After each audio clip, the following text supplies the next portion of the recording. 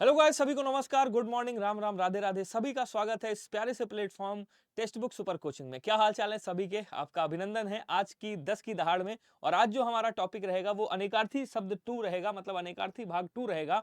आज पढ़ने वाले हैं अच्छे से, ठीक है ना? तो अनेकार्थी पार्ट 1 पढ़ चुके हैं, आप लोग बहुत प्यार दे रहे हैं। कमेंट यार जरूर किया करिए, मैं देख रहा हूँ प्रॉपर कमेंट भी आ रहे हैं, लेकिन मैं थोड़ा सा और चाह रख रहा हूँ कि आप लोग कमेंट ज्यादा से ज्यादा करें उस पर। और लाइक शेयर सब्सक्राइब तो करते ही रहा करिए, एटलीस्ट शेयर तो मारा करिए सबको। और बाकी मैं पीडीएफ भी आपको दे ही रहा हूँ, तो बढ़िया से पढ़ते रहिएगा। आपके लिए मेहनत कर रहा हूं, आप मेरे लिए मेहनत थोड़ी सी कर लीजिएगा, बस मैं इतना चाहता हूं, ठीक है? अब आज ये देखिए, जो शब्द हैं सारे इंपॉर्टेंट है, जो आपके एसएससी जीडी में पूछे जा सकते हैं, जो पूछे गए हैं उन्हीं के आधार पे ये सारी चीजें आपकी बनाई गई हैं। समझ लीजिए, आपके लिए एक्सपेक्टेड है, ठीक है ना? कह रहा गौ का अनेकार्थी क्या होगा, जरा बताइएगा। तो बोले सर गौ का मतलब क्या होता है? कहेंगे सर एक गौ का मतलब गाय भी होता है। गौ इंद्रियों को भी कहा जाता है, इंद्रिय जो होती है, जैसे अगोचर कहता है गोचर, और क्या बोलते हैं अगोचर होता है ना, तो उसी तरह से गौ किसको कहा जाता है? इंद्रियों को, आपकी सोच को भी कहा जाता है। गौ जो है वो वाणी को भी कहा जाता है। और गौ का मतलब क्या होता है? बोलो सर गौ का मतलब पृथ्वी भी होता है। ध्यान रखिएगा, ये गौ के अनेकार्थी शब्द है। उसके बाद हम देखेंगे घन के अनेकार्थी शब्द क्या होते हैं। घन के अनेकार्थी, तो घन के अनेकार्थी शब्द की अगर बात करें तो आप देख रहे होंगे, घन का मतलब एक बड़ा सा हथौड़ा होता है, जिसको क्या करता है आपका भाई, बड़ा हथौड़ा जो होता है ना, जो लोहारों के पास होता है, उसको भी क्या कहते हैं? घन कहते हैं। बादल को घन कहा जाता है, आपको बढ़िया से पता है कि भैया बादल अर्थात मेघ को भी घन कहते हैं। उसके बाद घन का मतलब घना होता है, कहने यार ये वन बहुत घना है, अर्थात कहते नहीं घन घना अंधेरा या घन टाइप का, तो वो वाला घन हो गया। तीन घात, जो तीन घात होता है आपने देखा होगा, क्यूब जिसको कहते हैं, जैसे आपने कह दिया 2 का क्यूब क्या होगा, तो उसी तरह से 3 का घात क्या है? बोलो सर 3 की जो घात होती है उसे भी क्या कहा जाता है? घन कहा जाता है, ध्यान रखिएगा। उसके बाद कह रहा है घर का, भाई जो ये घर दिया हुआ, घर का अनेकार्थी क्या होगा? तो आप देखेंगे, एक तो घर का मतलब मकान होता है, सभी लोग जानते हैं, सभी घर बनवाते हैं, भाई आप भी बनवाएंगे। उसके बाद एक घर का मतलब कुल होता है, कि कहते तुम्हारा घराना क्या है, मतलब कुल क्या है, तुम्हारा वंश क्या है। और एक घर का मतलब क्या होता है? कहीं सर एक घर का मतलब कार्यालय भी होता है, ये भी आप लोग याद रखिएगा, ठीक है ना? उम्मीद करता हूं ये पूरा कंटेंट आपको बहुत अच्छा लग रहा होगा, बहुत इसमें प्यार आप लोग दे रहे होंगे, और बढ़िया से देते भी हैं, वो कमेंट में दिखता है। घोड़ा का पर्यायवाची आपने सबने सुना होगा, कहते हैं यार बंदूक का घोड़ा अभी दबा दूंगा, मूवी देखी होगी, उसमें कहता नहीं अभी घोड़ा चलाऊं क्या, तो वो वाला घोड़ा हो गया किसका? बोलो सर एक बंदूक का खटका जो होता है उसे भी घोड़ा कहा जाता है। और एक आपने देखा होगा घोड़ा जो ढाई चाल चलता है आपके क्या कहते हैं शतरंज में, तो शतरंज का एक जो मोहरा होता है उसे भी घोड़ा के नाम से जाना जाता है। उसके बाद आप देखेंगे एक प्रसिद्ध जो चौपाया है, प्रसिद्ध चौपाया मतलब, चौपाया का मतलब हो गया यहाँ पे जानवर। घोड़ा जो है जानवर आपका जो है, जिसपे आप लोग भैया बैठ के सवारी करते हो, घोड़ा घुड़सवारी करते हो, वो वाला एक घोड़ा हो गया। तो ये जो आपका एक प्रसिद्ध चौपाया है वो घोड़ा है। ध्यान रखिएगा, इस तरह से आपसे क्वेश्चन पूछ लेगा कि घोड़ा का अनेकार्थी क्या होता है, निम्न में से बताइए। तो एक प्रसिद्ध चौपाया कह सकते हैं, जो जानवर है वो भी। चक्र का मतलब क्या होता है साहब? एक तो वो चक्र हो गया जो कौन सा, सुदर्शन चक्र, जिसको क्या कहते हैं विष्णु जी के हाथ में जो रहता है, इसीलिए उनको चक्रधर कहा जाता है। तो एक तो चक्र वो हो गया। एक चक्र का मतलब चक्कर होता है, तो ये भैया किसका? बाबू भैया चक्कर वाला वो चक्कर है आपका। उसके बाद एक चक्कर का मतलब समुद्र वगैरह में, नदियों में देखा होगा, एक भंवर, पानी वगैरह का भंवर रहता है, हवा का भी कभी कभी भंवर बनता है, तो वो वाला हो गया आपका। उसके बाद कोई गोल वस्तु, उसको भी क्या कहा जाता है? चक्र कहा जाता है। उसके बाद पहिया बोलेंगे, जो पहिया होता है भाई, किसी भाई गाड़ी का पहिया, ट्रेन का पहिया, उसको भी चक्र बोलते हैं। और एक चक्र अस्त्र होता है, जो विष्णु जी के पास रहता है। किसके पास रहता है? विष्णु जी के पास, जिसका नाम क्या बोलो सर? जिसका नाम है सुदर्शन चक्र। क्या बोलेंगे? इनके चक्र का नाम है सुदर्शन चक्र। तो एक वो वाला चक्र हो गया, जिसको हम क्या बोलते हैं सर? ये अस्त्र होता है जो फेंक करके चलाया जाता है, ठीक है? अस्त्र क्या होता है? फेंक करके चलाया जाता है। और शस्त्र क्या होता है? हाथ में थाम के चलाया जाता है। अब कह रहा चीर क्या होता है? तो आप सबने सुना होगा भैया, चीर हरण हो गया किसका? द्रौपदी जी का। तो चीर हरण मतलब कपड़े का हरण हो रहा था। तो चीर का मतलब एक तो वस्त्र होता है, मतलब कपड़ा होता है, मैं लिख देता हूं यहाँ पे। वस्त्र होता है मतलब क्या होता है? बोले सर कपड़ा होता है, ध्यान रखेंगे। एक चीर का मतलब कि भैया दूध मांगोगे तो खीर देंगे, कश्मीर मांगोगे तो चीर देंगे। चीर का मतलब भाई चीर फाड़ वाला कह रहा है, तो एक चीर का मतलब चीरना हो गया। एक चीर का मतलब क्या हो गया? पट्टी हो गया, कि भाई आपने सुना होगा जब द्रौपदी जी का, मतलब कृष्ण जी का जो है चक्र से उंगली थोड़ा सा कट गई थी, तो द्रौपदी जी ने क्या किया था? एक चीर मतलब फाड़ के उनके बांध दिया। तो चीर का मतलब पट्टी हो गया। और एक चीर का मतलब रेखा भी होता है, ध्यान रखिएगा, ठीक है? अच्छा साहब, उसके बाद कह रहा है, अच्छा एक शब्द और आता है, चिर आता है, चिर। इस चिर का मतलब क्या होता है? तो बोलो सर इस चिर का मतलब होता है पुराना। क्या बोलेंगे? इसका मतलब होता है पुराना, ठीक है ना? ध्यान रखिएगा, दोनों का अर्थ अलग अलग है। अब देखिएगा, कह रहा चक्र, आपको मैं बता चुका हूं, ये चक्र दोबारा से आ गया, तो इसको मैं उड़ाता हूं अभी जस्ट, ठीक है ना? चक्र के बारे में बता चुका हूं, चपला की बात करता हूं। अब देखिए, चपला दो शब्दों को तो कहा जाता है, याद रखिएगा, किसी भी हालत में आपको नहीं भूलना है।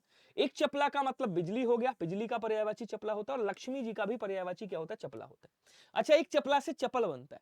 तो चपल से क्या बोलेंगे, नटखट बोल देंगे। नटखट स्त्री के लिए आप चपला का इस्तेमाल करते हैं, और नटखट कोई पुरुष है तो क्या बोलेंगे, चपल बोल देंगे। तो चपला वही वाला हो गया। चपला का एक मतलब चंचल भी होता है, चंचल से ही चंचला बना है, ध्यान रखिएगा।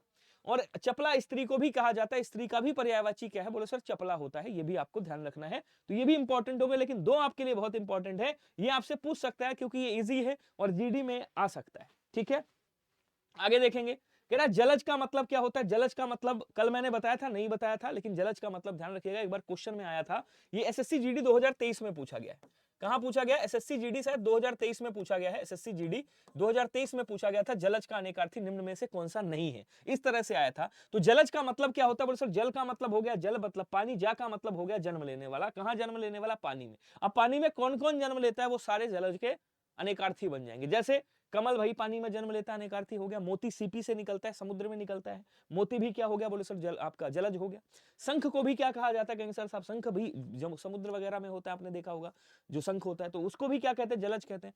मछली भी समुद्र में मतलब जल में पैदा होती है, नदियों समुद्रों में, तो क्या बोलेंगे, मछली को भी जलज कहा जाता है। जोक आपने देखा होगा, भैंस वगैरह के जानवरों के चिपक जाती है, आप जाओगे तो आपके भी चिपक जाएगी, जो खून चूसती है।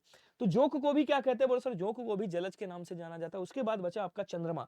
चूंकि चंद्रमा भी जल से सिंधु का पुत्र है, समुद्र से पैदा हुआ है, इसलिए जल से पैदा हुआ, इसलिए चंद्रमा को भी क्या कहते हैं, चंद्रमा को भी जलज कहा जाता है, याद रखिएगा। तो जलज के कई सारे अनेकार्थी शब्द आपके सामने हैं, तो इनको जरा एक नजर से देख लीजिएगा, क्योंकि ये ज्यादा इंपॉर्टेंट, ये पर्यायवाची नहीं है, ध्यान रखिएगा, ये अनेकार्थी शब्द है। तो इतने स्टार्टिंग दे दिया मैंने इसको, अच्छा साहब। उसके बाद कह रहा जड़ का मतलब क्या होता है, कहीं यार जड़ हो क्या, एक जड़ का मतलब मूर्ख हो गया, कि यार मूर्ख हो, एकदम जड़ हो, चेतना नहीं है। अब देखिए एक जड़ का मतलब होता है मूल, कह सकते हो कि यार इसकी जड़ कहां पे, तो ये जैसे पेड़ की जड़ होती है, तो इसका मूल कहां पे, एक तो ये हो गया। भाई आदमियों से भी पूछा जाता है, पुरुषों से भी, कि तुम्हारा मूल क्या है, जब रिश्ता वगैरह देखने जाते हैं, इनका मूल क्या है, इनकी उत्पत्ति कहां से हुई, इनका खानदान परिवार कौन सा है। तो एक जल का मतलब क्या हो गया, बोले सर मूल हो गया। एक जल का मतलब क्या है, बोले सर मूर्ख हो गया, कि ना जड़ हो यार, एकदम जड़ मूर्ख, तो मूर्ख वाला वो हो गया आपका। उसके बाद कह रहा है जड़ का मतलब होता है यार जाड़ा लग रहा है, सर्दी में जो ठिठुरा हुआ इंसान है, इस समय सर्दी चल भी रही है, तो उसको भी जड़ बोलते हैं। और जड़ का मतलब एक तरह से निर्जीव, जिसके अंदर चेतना नहीं होती है, उसे भी क्या कहा जाता है, बोले सर अचेतन को भी जड़ कहा जाता है। ये भी आप लोग याद रखिएगा। बोलिए समझ में आ रहा है, सभी लोग बताएंगे। अच्छा आगे बढ़ेंगे तो हम देखेंगे ज्येष्ठ का मतलब क्या होता है। ज्येष्ठ मतलब या इसको हिंदी में जेठ कहा जाता है, ठीक है साहब। एक जेठ का मतलब, भाई शादी हुई, आपका बड़ा भाई है, तो वो आपकी पत्नी का क्या लगेगा, बोले सर ज्येष्ठ लगेगा। इसका मतलब जो पति का बड़ा भाई होता है उसे ज्येष्ठ कहा जाता है, पता है। अच्छा ज्येष्ठ एक महीना होता है जिसको जेठ भी कहते हैं, ठीक है ना। ज्येष्ठ एक महीना होता है, हिंदियों में जो मंथ आता है उसमें एक ज्येष्ठ महीना होता है, जैसे जेठ है, सावन है, आषाढ़ है, भाद्रपद है, तो इसी तरह से एक ज्येष्ठ होता है। ज्येष्ठ को क्या बोलते हैं, हिंदी का महीना भी एक होता है, और ज्येष्ठ का मतलब बड़ा भी होता है, इसको भी आपको याद रखना है, ठीक है। अब आगे बढ़ेंगे, आगे देखेंगे हम लोग। अगला देखेंगे तो तीर का मतलब क्या होता है साहब, तीर का अनेकार्थी क्या है जरा बताइएगा। तो ये भी इंपॉर्टेंट है आपके लिए, तीर का अनेकार्थी, ठीक है, ये भी इंपॉर्टेंट है, इसको भी स्टार टिक दीजिएगा। तो एक तीर का मतलब, भाई रामचंद्र ने रावण को तीर मारा था, तो कहते नहीं यार तुमने बड़े तीर मारे हैं, मैंने देखा। तो एक तीर का मतलब हो गया कि भैया बाण जिसको बोलते हैं, जिसको विसिक भी कहा जाता है, आपको पता होगा। एक तीर का मतलब कि यार उस नदी के तीर, तट बोलते हैं जिसको, किनारा या तट बोल देंगे। तो एक तीर का मतलब ये। तो दो चीजें आपको याद रखनी, इंपॉर्टेंट है, आप कर सकते हो, इसलिए इसको स्टार्टिंग दे दिया, पूछ सकता है आपसे।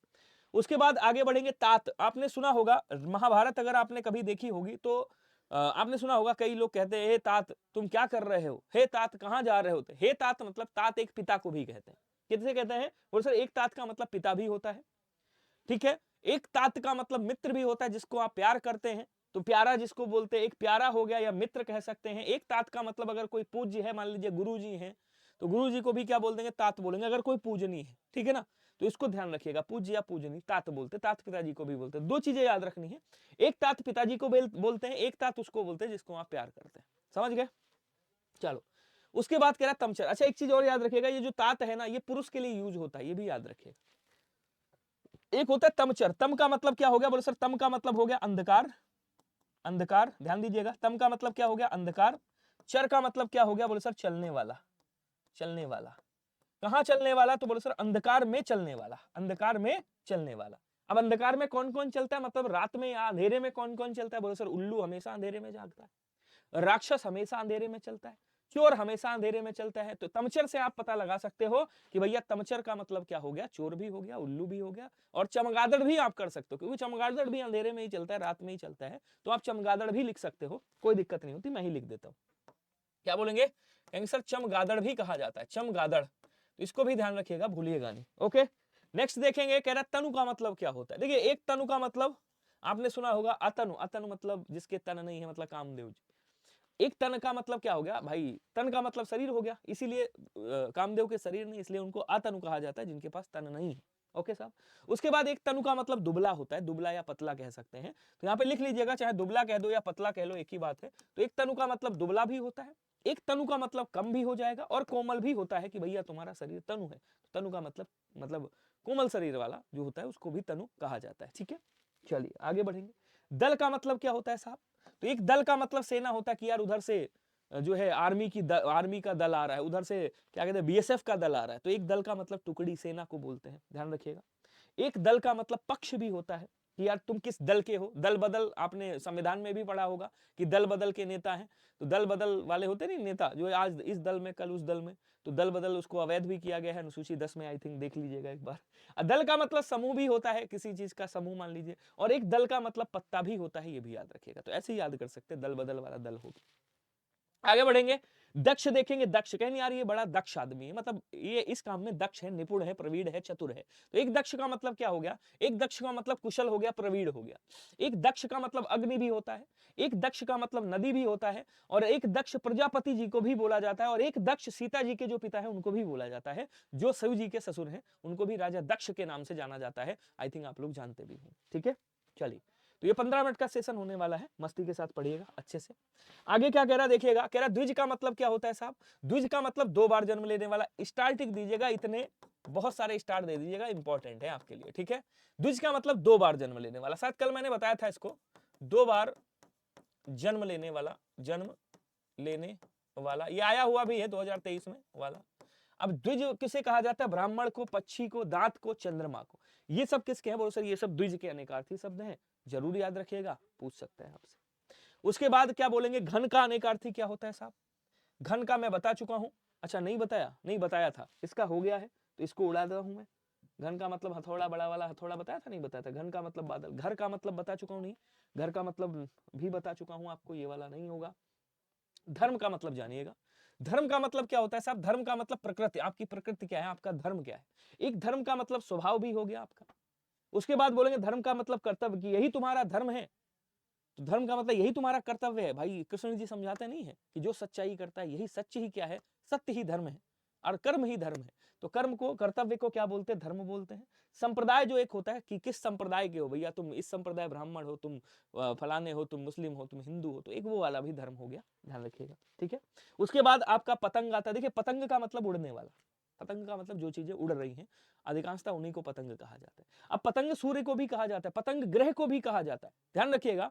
तो क्या बोलेंगे, कहेंगे सर पतंग जो है सूर्य को भी कहते हैं, पक्षी उड़ता है भैया पक्षी को भी कहते हैं, टिड्डी को भी कहते हैं, टिड्डी होता है ना उड़ने वाला, टिड्डी दल जिसको बोलते हैं, फतिंगा, तो ये उसी में आ गया। और गुड्डी, इसको भी क्या बोलेंगे, पतंग बोलेंगे। तो 2 चीजें आपके लिए इंपॉर्टेंट है, सूर्य पक्षी, ये 2 इंपॉर्टेंट है, इनको ध्यान रखिएगा।